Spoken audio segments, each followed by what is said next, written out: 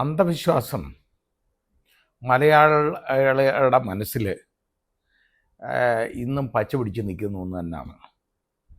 അമിതമായിട്ടുള്ള വിശ്വാസം ചില കാര്യങ്ങളിൽ, അതായത് ഭൂതബാധ, പ്രേതബാധ, ബാധയൊഴിപ്പിക്കൽ, ചാത്തനേറ്, ചാത്തൻ പൂജ തുടങ്ങിയ കാര്യങ്ങളൊക്കെ. ഇത് ഒരുപാട് പേര് ഇത് വെച്ച് മുതലെടുക്കാറുണ്ട്. എല്ലാ മതത്തിലുമുള്ള കാര്യമാണ്. ഓരോ മതത്തിലെയും കൊണ്ടു നടക്കുന്ന ആളുകൾ, പുരോഹിത വർഗങ്ങൾ, പൗരോഹിത്യം ഉള്ള ചില ആളുകൾ, ചിലർ അത് അങ്ങേറ്റെടുക്കും. ഇതിപ്പോൾ വന്ന് അവരൊക്കെ മാറിയിട്ട് ഓട്ടോറിക്ഷ തൊഴിലാളികളൊക്കെയാണ് ഇപ്പം ഇതുമായിട്ട് നടക്കുന്നത്. ഓട്ടോറിക്ഷ ഓടിച്ചുകൊണ്ടിരുന്ന ഒരുത്തൻ, അതായത് പുത്തൂർ പോലീസ് സ്റ്റേഷൻ പരിധിയിലുള്ള വെണ്ടാറെന്ന് പറയുന്ന സ്ഥലത്തുള്ള ഒരാൾ, അയാളങ്ങ് സ്വയം ജ്യോത്സ്യനായി. പലരും ഇപ്പോൾ ഇതുപോലൊരു പരിപാടി ചെയ്യാറുണ്ട്. ഇപ്പോൾ ഹോമിയോപ്പതി, ചുമ്മാതെ ഏത് ജോലി ചെയ്തുകൊണ്ടിരിക്കുന്നവനും റിട്ടയർ ചെയ്തോ അല്ലെങ്കിൽ ഇതെല്ലാം കഴിഞ്ഞോ ഈ ഹോമിയോ ഗുളിക എടുത്ത് കൊടുത്തു കഴിഞ്ഞാൽ ആർക്കെങ്കിലും കൊടുത്താലൊന്നും അതിന് വലിയ ഉപദ്രവമൊന്നും വരികയില്ല. സൈഡ് എഫക്ട്സ് ഒക്കെ വളരെ കുറവാണ്. ചിലതിനുണ്ട് സൈഡ് എഫക്ട്സ് ഉണ്ട്, എന്നാലും വളരെ കുറവാണ്. അതുകൊണ്ട് കൊടുത്തൊന്നും വലിയ ആർക്കും അപകടമൊന്നും പറ്റുകയില്ല. അത് കാരണം പിറ്റേന്ന് അങ്ങ് ഹോമിയോ ഡോക്ടറാവും എന്ന് പറഞ്ഞതുപോലെ ഇപ്പോൾ ഉള്ള ഏറ്റവും വലിയ കൃഷിയാണ് ഈ ജ്യോത്സ്യനാകുന്ന കൃഷി. ജ്യോത്സ്യൻ എന്ന് അങ്ങ് പറഞ്ഞേക്കുക. ഇവന് ഈ ജ്യോത്സ്യം ഒന്നും ഇവന്മാർക്ക് അറിഞ്ഞൂടാ. യഥാർത്ഥത്തിൽ അതൊരു ശാസ്ത്ര ഒരു ബ്രാഞ്ച് ആയിട്ട് നമുക്ക് എടുക്കാമെങ്കിൽ പോലും ആ രീതിയിലുള്ള ജ്യോത്സ്യം അറിയാവുന്നവർ വളരെ കുറവാണ്. ഇപ്പം മാത്രമല്ല, ഇതിപ്പോൾ ഈ അറിയാവുന്നവന്മാരെല്ലാം ഇപ്പോൾ മുഴുവൻ കള്ളന്മാരാണ്. ഇതും പറഞ്ഞുകൊണ്ട് വരുന്നവരെല്ലാം. അതുപോലെ മന്ത്രവാദം എന്ന് പറയുന്നത് അങ്ങനൊരു വാദം ഇല്ല എന്ന് ആദ്യം മനസ്സിലാക്കണം. ഈ മന്ത്രവും കൊണ്ടും തന്ത്രവും കൊണ്ടൊന്നും ഇതുപോലെ ആരെയും കാര്യം ഒന്നും ശരിയാക്കി കൊടുക്കാൻ പറ്റത്തില്ല. കാരണം അതിപ്പോൾ ഏതെങ്കിലും ഈ പെൺകുട്ടികൾക്കൊക്കെ, അഡോളസൻറ്റ് സ്റ്റേജിലുള്ള കുട്ടികൾക്ക്, ഈ 15 വയസ്സ് 14 വയസ്സ് മുതൽ ഒരു 10, 18, 20 വയസ്സ് വരെയൊക്കെ ഉള്ള കൂടുതലും പെൺകുട്ടികൾക്ക് പലപ്പോഴും അവർക്ക് ഈ ഹോർമോൺ ചേഞ്ച് കൊണ്ടൊക്കെ വരുന്ന ഉടനെ അവരെന്തെങ്കിലും ഒരു മാനസിക അസ്വാസ്ഥ്യം പ്രകടിപ്പിക്കും. അതിന് അവരെ ഏതെങ്കിലും ഒരു സൈക്കോളജിസ്റ്റിൻ്റെ അടുത്തോ സൈക്കാട്രിസ്റ്റിൻ്റെ അടുത്തോ കൊണ്ടുപോകുന്നതിന് പകരം ആളുകൾ എന്ത് ചെയ്യുന്നറിയുമോ, ബാധ കൂടിയതാണ് എന്നങ്ങ് പറയും. ആ രീതിയിൽ എന്നിട്ട് ഈ ബാധ ഒഴിപ്പിക്കുന്നിടത്തോട്ട് കൊണ്ടുപോകും. ഒഴിപ്പിക്കുന്ന ആരാ? ഇതുപോലുള്ള കള്ളന്മാരാണ് ഇരിക്കുന്നത്. മഹാവൃത്തികെട്ടവന്മാരാണ് അവന്മാർ. കാരണം ഇവർക്ക് ഇതുപോലെ പെൺകുട്ടികളെ ഇങ്ങനെ സ്വതന്ത്രമായി കൈ കിട്ടുകയാണ്.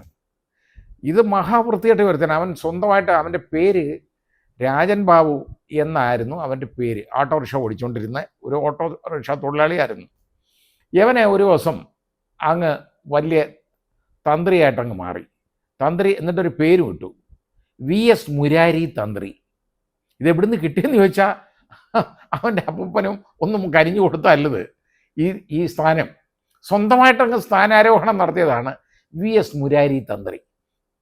ഈ മുരാരി തന്ത്രി എന്ന് പറയുന്നവൻ അങ്ങ് ഇഷ്ടംമാതിരി അവിടെ ടോക്കൺ വെച്ചാണ് ഇവനെ ആളിനെ കയറ്റുന്നത്. ജ്യോത്സ്യൻ ഇവനെ കുറേ കുറിയൊക്കെ അങ്ങോട്ട് വരച്ച്, ഉടുപ്പിടത്തില്ല ഉമാര് കേട്ടോ, ഷർട്ടിടത്തില്ല, ഏതെങ്കിലും ഓരോ രുദ്രാക്ഷമാലയും അല്ലാതെ പറഞ്ഞ സ്വർണ്ണ ചെയിനും ഒക്കെ ഇട്ട് ആ രീതിയിൽ അങ്ങോട്ടിരിക്കും. ഇരുന്ന് കഴിഞ്ഞ് അവിടെ ഇവിടെ എല്ലാം അങ്ങ് കുറുക്കെ വരച്ചേക്കാണ്. ഇതൊക്കെ കാണുമ്പോൾ ഒരു ദൈവീയ പരിവേഷം പോലെ ആളുകൾ അങ്ങ് തോന്നും. അതിലൊരു വിശ്വാസം വരും. എന്നിട്ട് അവൻ ചമ്രം പടഞ്ഞിരുന്നുകൊണ്ട് ഓരോന്നൊക്കെ പറയുകയാണ്. അപ്പോൾ ഇതേപോലെ ടോക്കൺ എടുത്ത് ഇവരും ഈ അമ്മ, ഒരു 16-കാരി പെൺകുട്ടിയുടെ ആ കൊച്ചിനെയും കൊണ്ട് അതിൻ്റെ മാതാവ് പല പ്രാവശ്യം ഇവിടെ വന്നിട്ടുണ്ട്, പോയിട്ടുണ്ട്. അന്നൊന്നും ഈ ഉപദ്രവം പറ്റിയിട്ടില്ല. പക്ഷേ ഒരു ദിവസം ഇയാൾ പറഞ്ഞു, ഈ കുട്ടിക്ക് ഇനി ഇത് ബാധ കൂടിയിട്ടുണ്ട്, ബാധ ഒഴിപ്പിക്കണം. അപ്പോൾ ഇവരും അമ്മ വിചാരിച്ചു ബാധ ഒഴിപ്പിക്കണം. ശരി, ഉടനെ ബാധ ഒഴിപ്പിക്കാം എന്ന് പറഞ്ഞ് പെൺകൊച്ചിനെയും കൊണ്ട് അവിടെ ചെന്നു. അപ്പോൾ ഇവനെ വെളിയിലിരിക്കുക, ബാക്കിയുള്ള ആളുകളൊക്കെ പോയി. ഇതെല്ലാം കഴിഞ്ഞപ്പോഴത്തേക്ക് ഇതിൻ്റെ ടോക്കണിൻ്റെ സമയമായി. അപ്പോൾ അകത്തേക്ക് വിളിച്ചു. കുട്ടി മാത്രം വന്നാൽ മതി എന്ന് പറഞ്ഞ് അമ്മ വരണ്ടെന്ന് പറഞ്ഞു. ഈ പെൺകൊച്ച് ആ മുറി കയറിപ്പോയി. ഇയാളുടെ മുറി കയറിപ്പോയതിന് ശേഷം അതിനെ കാണുന്നില്ല. ഒരുപാട് നേരമായിട്ട് അതിനെ കാണുന്നില്ല.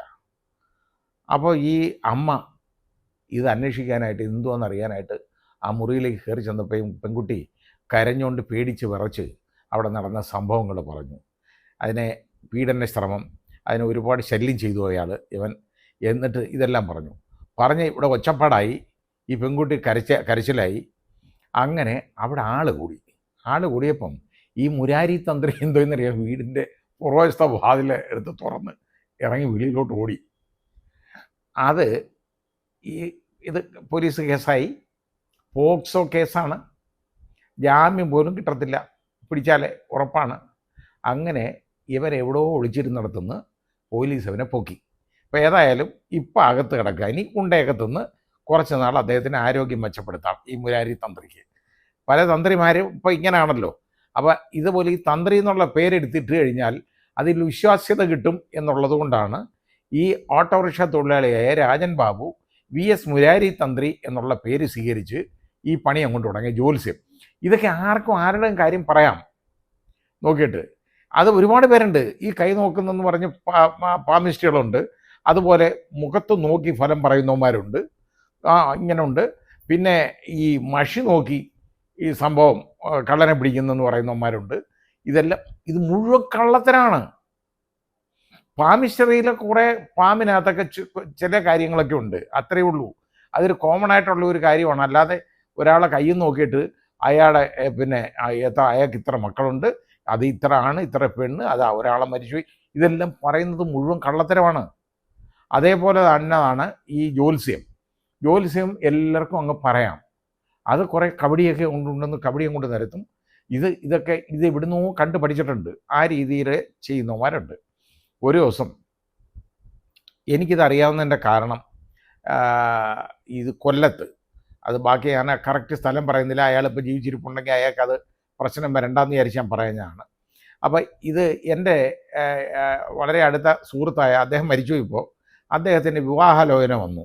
വിവാഹാലോചന ഒരെണ്ണം വന്നു കഴിഞ്ഞപ്പോൾ അദ്ദേഹത്തിന് ഇഷ്ടപ്പെട്ടു, പെണ്ണിനും ചെറുക്കനും പരസ്പരം ഇഷ്ടപ്പെട്ടു. അപ്പം ഒരു ജ്യോത്സ്യൻ്റെ അടുത്തോട്ട് ചെന്നു. ജ്യോത്സ്യൻ എന്നും പറഞ്ഞിരിക്കുകയാണ്, ഒരു മുറിയൊക്കെ എടുത്ത് ഒരു തന്നെ ഇരിക്കുക. അവിടെ ചെന്ന് നോക്കിയപ്പം അങ്ങോട്ട് നോക്കിയിട്ട് പറഞ്ഞു, ഈ കബഡിയെ കുന്തമൊക്കെ നിരത്തി ഇതെല്ലാം കഴിഞ്ഞതിന് ശേഷം പറഞ്ഞു, ഈ കല്യാണം ഇത് കൂട്ടിച്ചേർക്കാൻ പറ്റത്തില്ല, ഇത് കൂട്ടിച്ചേർത്താൽ ഇത് ഒരു മരണം സംഭവിക്കും, അയാൾ മരിച്ചു പോകുന്നു പറഞ്ഞു. അപ്പം അയാൾ ഇത് കേട്ട് ആകെ വിഷമിച്ച് വളരെ നിരാശനായിട്ട് വന്നപ്പം ബാക്കി അവിടെ നോക്കിയപ്പോൾ അറിയപ്പെടുന്ന ഒരു വലിയ ജ്യോത്സ്യനുണ്ടായിരുന്നു. അദ്ദേഹം വളരെ ഒരു വന്യവയോധികനായിട്ടുള്ള ഒരാളാണ്. അപ്പോൾ എന്നാൽ അയാളെടുത്തൊന്ന് പാവെന്ന് പറഞ്ഞിട്ട് ഞാനും എൻ്റെ മറ്റൊരു സുഹൃത്തും ഈ പറയുന്ന ആളും കൂടെ ഈ ജ്യോത്സ്യൻ്റെ അടുത്തോട്ട് പോയി. വളരെ പണ്ടായത് 1981 ഈ പറയുന്ന സംഭവം. പോയി അവിടെ ചെന്ന് കഴിഞ്ഞപ്പോൾ ഉണ്ടല്ലോ, പതുക്കെ ഇതങ്ങോട്ട് കൊടുത്തു, രണ്ടുപേരെയും ഗ്രഹനില അങ്ങോട്ട് കൊടുത്തു, ജാതകം അതങ്ങോട്ട് കൊടുത്തു കഴിഞ്ഞപ്പം അത് നോക്കിയിട്ട് പറഞ്ഞു, ഇത് കൂട്ടിച്ചേർക്കാം, ഒരു കുഴപ്പമില്ല, നല്ല പൊരുത്തമുള്ള ജാതകങ്ങളാണ് രണ്ടും.